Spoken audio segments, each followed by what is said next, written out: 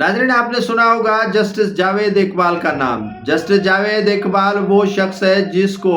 کافی عرصہ نیب کا چیئرمین بنایا گیا تھا، اور اس سے قبل اسے جو ہے وہ کافی عرصہ کئی سالوں سے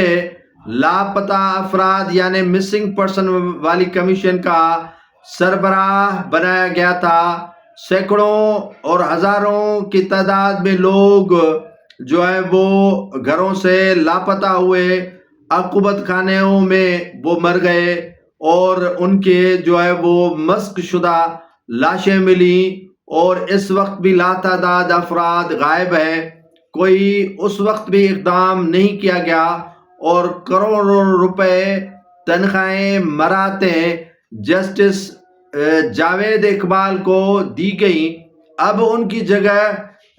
ریٹائرڈ جج جسٹس فقیر محمد کھوکھر کو لاپتہ افراد کی کمیشن کا سربراہ نامزد کر دیا گیا ہے، اور ان کا ایک پاؤں باہر ہے تو دوسرا پاؤں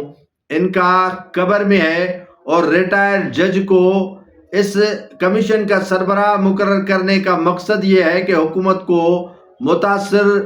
افراد سے انصاف فراہم کرنا ہی نہیں ہے۔ اب جو کمیشن لاپتہ افراد کے حوالے سے بنائی گئی ہے، ان سے اب تک کوئی ریکوری نہیں ہوئی۔ اب تک جو ہے وہ لاپتہ افراد میں بڑی تعداد لاپتہ ہے، بڑی تعداد میں لوگوں کو جو ہے وہ عقوبت خانوں میں رکھا گیا ہے، بڑی تعداد میں جو ہے وہ